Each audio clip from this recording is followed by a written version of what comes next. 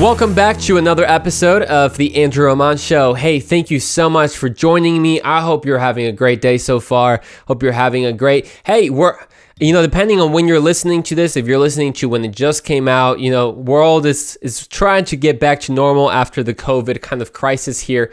But hey, however your day may be going, thank you so much for listening, because I hope that after this episode, your day will be more encouraged. You'll leave off better than how you started listening to this. And hey, if you've been kind of catching up with us, we've been doing a couple episodes, obviously, of things that we can do during the quarantine season that we've been in. But I thought maybe we shouldn't do like every episode about, Corona, or every episode about what's going on in quarantine. I think we have to just talk about life, right? Because this is part of the episode, is just talking about life.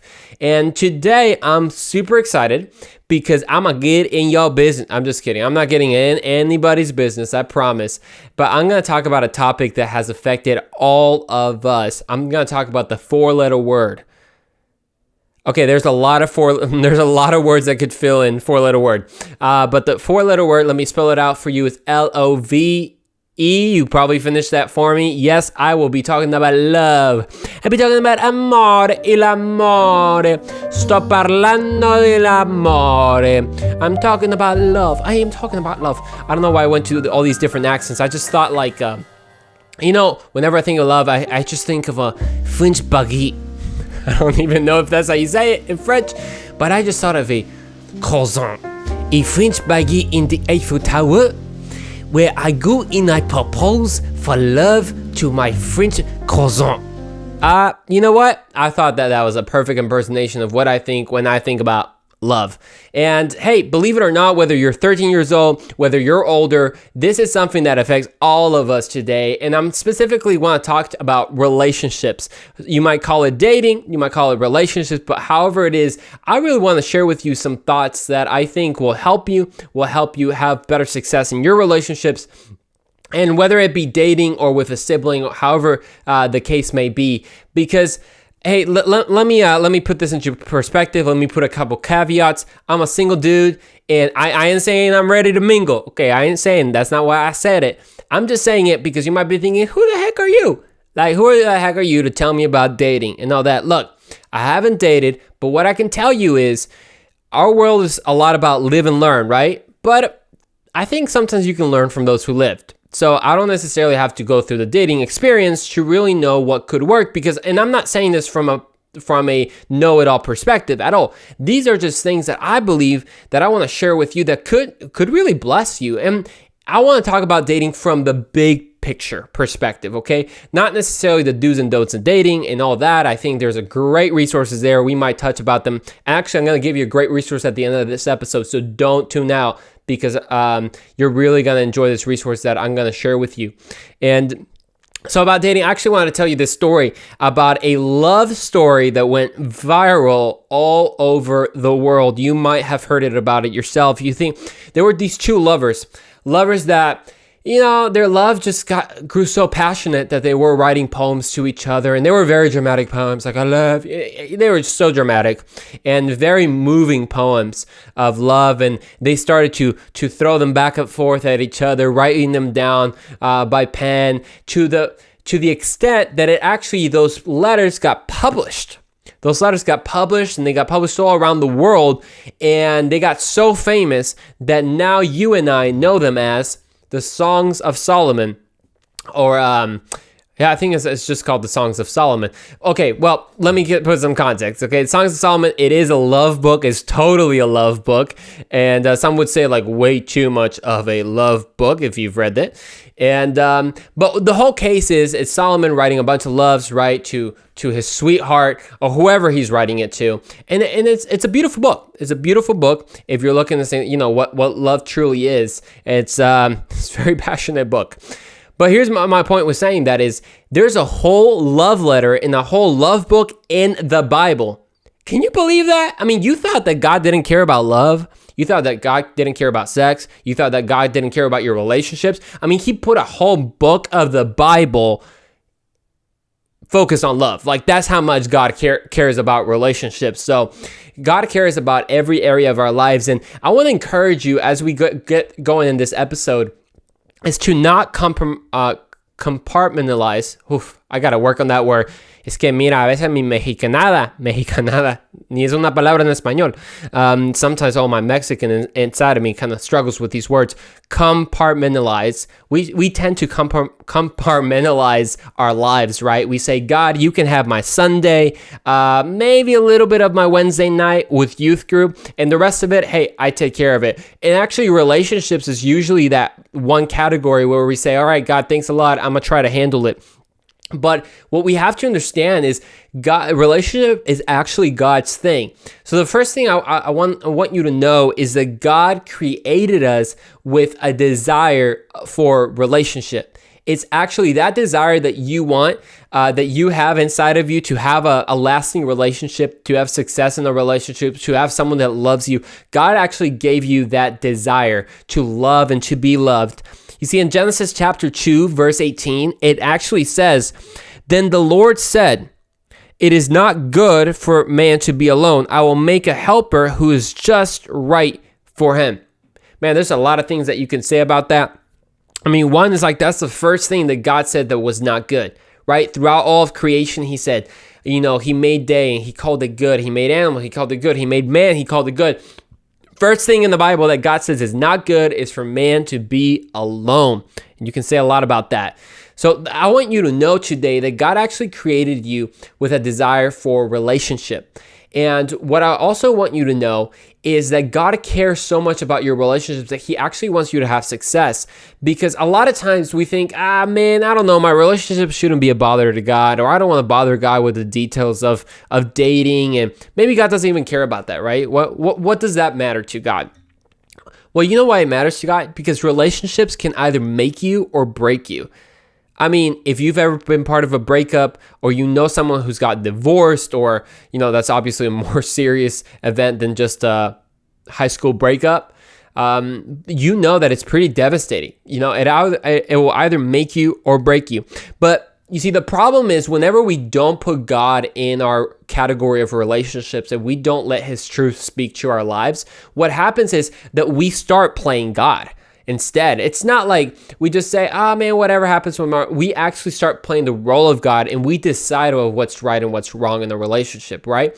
We say, I'm going to try it this way. I want to explore a couple areas. We start asking for advice from other people. It's usually from your high school friends, right? It's usually from your best friends, from your girls and your sleepover. You're like, oh my gosh, I like this boy and he's really cute, and what should I do? And you get all these things, and then the dudes are like, dude, man, I saw this girl, bro. She's like good, man. She's fine, bro.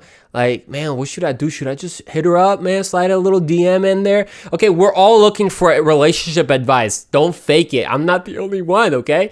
We're all looking for that advice. But the thing is, whenever we play God, we actually end up hurting people. We don't actually end up making anything better.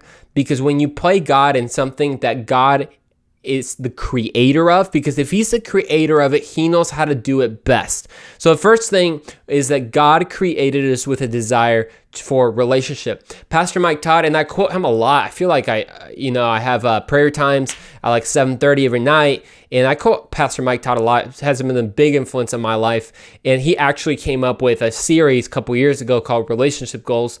Check that out. That's that's amazing, by the way. You have to check that out. So after you watch this podcast, definitely look up Relationship Goals by Pastor Mike Todd, because there you will understand just everything. He really lays down a great perspective there. So it's a great addition to what I'm telling you today. But the second thing that you have to understand, remember, we're taking a big picture in relationships. One is that God created you the need of it. And if God created the need in it, he's the one who knows how to fill that need. So whenever we try to fill the need with things that we think will fill it, but in fact they won't fill it. Sorry, I just hit the mic. Sorry about that. Whenever we try to fill that little hole in relationships with things that were never meant to fill it, then we end up being hurt, and we end up hurting others, because what we don't understand is the actual biblical perspective of what humans are like. This is super important if you hadn't thought about this, because it's great to take advice. Parents are sometimes a great source of advice. I say sometimes because there is a caveat. There can be some parents who give terrible dating advice. And that's just because either they don't know better or they're just on purposely giving terrible advice. But I encourage you to look for great advice that is godly advice, not just man's opinions. Because we have to have a biblical perspective about people. You see, in Romans chapter 3, verse 23, if you want to know what people are like, just look at the Bible. It has a great description. It's like extremely raw of human nature. And it says this, "For everyone has sinned, we have all fall short of God's glorious standard." So it says that everyone's hurt, everyone's broken here. And what ends up happening is that we can set unrealistic expectations upon our significant other of what we expect our Prince Charming to be or our princess to be. And we expect them to be perfect. We expect them to not have any flaws in them. And that actually sets us up for failure. That sets us up to be hurt, because what we have to understand is that hurt people hurt people. Hurt people hurt people. So we saw that the first thing is that you need to understand that God created you with that need for relationship that ultimately he can only fill, and we're going to learn that today, but also through a relationship with others. But the second thing, as we're just talking right now, is that you have to have a healthy perspective of what people are like. That ultimately, now I know this is contrary to belief, but we have a sin nature, y'all. Like, I know you try to say that, oh, he's just good to his core. He's just a nice guy. I know deep down, he's such a nice guy. Without Jesus, ain't no one deep down nice. I'm sorry, like, we're not. The Bible clearly states that we have a sin nature. Nobody is deep down nice without Jesus. I mean, did you ever have to teach a kid how to complain, how to be selfish, how to say mine? Nope. There's a reason they say mine before they say yours, or give me before they say I want to give. Right? Like, our nature is selfish. Our nature is broken. That's why we need Jesus to fix that. So when it comes to relationships, what ends up happening is we don't realize that hurt people hurt people. I'm going to say that again. Hurt people hurt people. So we come into relationships with hurt people, and what ends up happening is we get hurt ourselves unless what both people say, okay, we both need Jesus. Jesus gets in the middle of that relationship, because if two hurt people are going to be there, all that's going to happen is hurt people. But the opposite could be said, that free people, right? Or heal people, heal people. It's really, it can be used that way. But I want to encourage you to... Let me give you this example. Man, I don't have it, and of course, if you're listening on the podcast, it wouldn't matter. But imagine I have two cups. Okay, so one cup has a couple holes in it, and the other cup also has a little bit of holes. So what ends up happening is that sometimes in our lives we have things lacking, right? We have some wounds from our past, or we have insecurities. I mean, don't fake it. I ain't gonna fake it. I have insecurities too. We all have insecurities. So we come in with. Imagine you're the cup and you have little holes in it. So whenever you try to put some water in it, you start dripping things, right? You start leaking water. You start becoming empty. And that's just all of our insecurities, that whenever something good comes into our lives, we tend to ruin it with our insecurities. And we think that by dating someone, somehow that's going to fix that, right? If you have an insecurity that you don't feel good enough, you just think that by having a man love you, that's going to fix everything, you know? Or if you're a dude and you've been just told that you're not man enough, that you're not good enough, you think that by having the hottest girl by your side that you're going to be okay now. That, guess what? Your cup is still broken. Your cup is still going to leak. No matter if you combine those cups and you make them into a relationship, those cups still have holes in them and they're still gonna leak. What you have to do is you have to pour yourselves into a cup that has no leaks, and that is Jesus. So what ends up happening is I want you to really take this phrase with you. We talked about hurt people, but check this out. Two broken halves don't make a whole. Two broken halves don't make a whole. Now you might be thinking, sure they do if you put them together, but they'll still be broken. And that ends up happening with relationships a lot, doesn't it? That there's just two broken people. It says, oh, you complete me. That's not really realistic. I know Jerry Maguire said, girl, you complete me. Boy, that's a movie. That's a movie. Without Jesus, ain't no one completing you. You're still going to have struggles. If you don't actually face the things inside of you, the insecurities that no other man can really feel. And here's to my last point today, that you actually have to focus for you to have a successful, dating relationship, for you to have a great, marriage in the future, for you to just have a great relationship, you actually have to focus on your vertical relationship first, and then that's going to pour out on your horizontal relationship. What do I mean by that?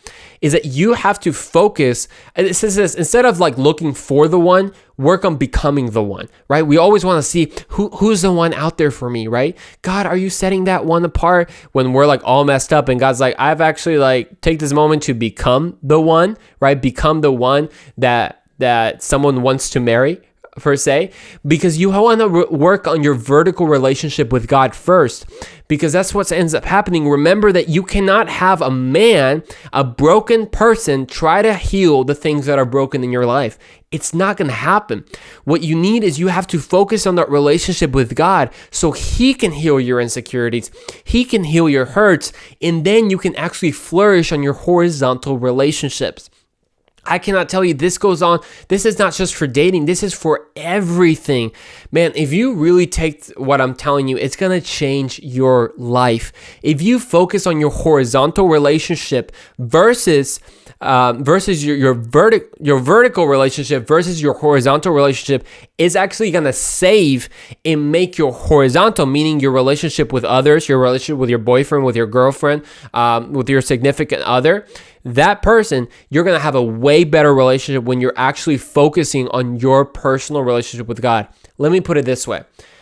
Whenever you have hurts and insecurities of maybe of who you are and your self-image as a guy or as a girl, and you've been told that you're dumb, you've been told that you're not good enough, that maybe if you meet up or you hook up with a guy, then you'll be good enough. Because here's the problem. Is whenever we don't have those needs filled by God, we're actually just going to be hurt by people. And I said this earlier in this podcast, but I just wanted to say it again so it actually resonates in our head. Until God heals those things, because I want to be this. I don't want my relationship and my sense of meaning to need to come from my girlfriend or need to come from my family or something. Because the moment my girlfriend doesn't tell me I'm handsome, then I'm insecure again or something. But what we have to do is we have to focus on our relationship with God, because I'm speaking right now to all the girls, for example. You have to know that you're a daughter of God, that you're beautiful, you're precious. God has made you to a jewel, that you don't want to give up who you are, who God has made you to be, for some lazy dude that all he sees about you is just a body.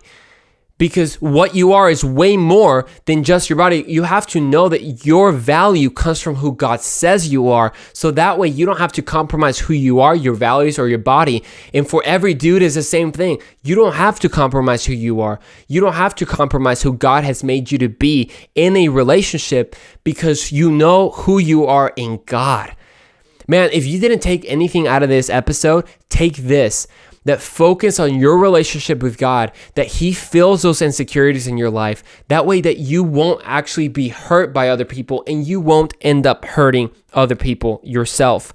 And in these last couple minutes, it's hard to even touch the thing about relationships, because the reason I talked about relationships is because it's something so trendy all the time in our age. I mean, you have middle schoolers that are trying to date girls and guys, right? And then you have high schoolers, the same thing. You have college people.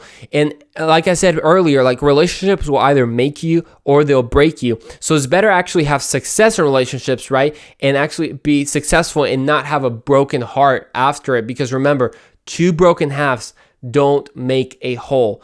And I don't want to leave this episode without touching the subject of sex real quick, because right now we live in such a sexualized culture that's just telling us, bro, it doesn't matter who you sleep with, it doesn't matter what you do. If hey man, dude, hey, if you can sleep with her, man, just that just makes you more of a man. That's an absolute lie. I think it actually makes you more of a coward, because sex is when there is commitment, and that's why it's within the marriage. But I want to tell you this, and I want to leave you with this. And in 1 Corinthians 13, this is the love is patient. So if you love a girl or you love a guy so much that you think, oh, we just love each other, it doesn't matter what we do, love is patient. So if you can't be patient till you get married to have sex, that's not love, that's lust. So let that sink in, okay? Because I want to give you, before we leave, and I know I just like switched from that topic, but I didn't want to finish this episode without giving you that practical advice when it comes to like, waiting and holding yourself and keeping yourself pure for marriage. And hey, before finishing this episode, I wanted to give you a great resource. Go check out Mike Todd's Relationship Goals series. He actually came out with a book. Let me go get it real quick. Got it right here. Check it out if you can see the title if you're on YouTube. Because here's the thing. Relationships, as we've said it over and over and over, relationships will make you or they will break you. And you can apply this. You can know that God has made you to have that need for a relationship, that only He can fill the cup. He can fill the holes in your heart, so that you can know that it's not two broken halves making a whole, but you can be a whole by yourself. And then God can bring the one He has meant for you at the right time. So I hope that you had a great time just watching this episode, listening to this episode, seeing some practical advice. Hey, share this with somebody who needs to hear this in a dating relationship or relationships in general. We'll see you the next episode. You don't want to miss it. We talk about dating, we talk about love, we talk about money, we talk about school, we talk about basically life in general. So love you guys. We'll see you next week. Have a blessed one.